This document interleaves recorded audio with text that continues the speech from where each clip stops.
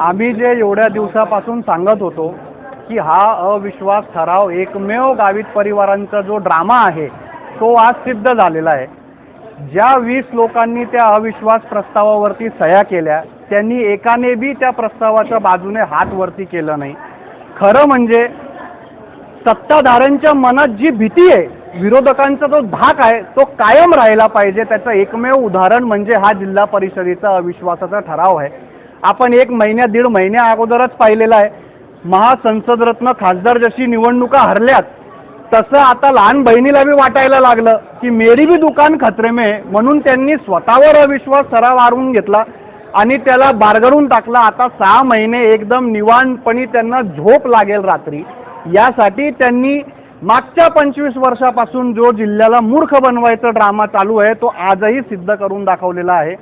जे 20 लोक होते ज्यांनी त्या अविश्वास प्रस्तावावरती सह्या केल्या त्यांनी एकाने बी हात वरती केलं नाही। खरं म्हणजे ती एक म्हण आहे कि हम दुख और अन्याय सहते हैं मगर लिखते नहीं, अगर लिखते तो कागज पे लफ्जों के जनाजे उठते, अशातला तो प्रकार आहे। कारण ज्याने बी हा अविश्वास ठराव लिहिला त्याच्या मनातली जी खंत होती ती त्याला आज मौका भेटला म्हणून त्याने लिहून काढली।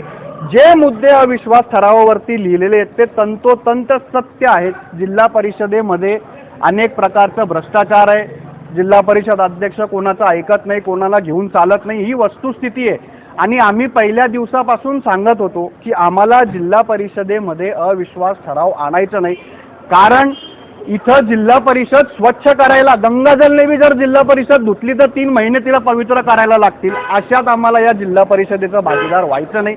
आम्ही निवडणूक लढू, जिंकू आणि आमचं जिल्हा परिषद अध्यक्ष आणि उपाध्यक्ष बसू। धन्यवाद।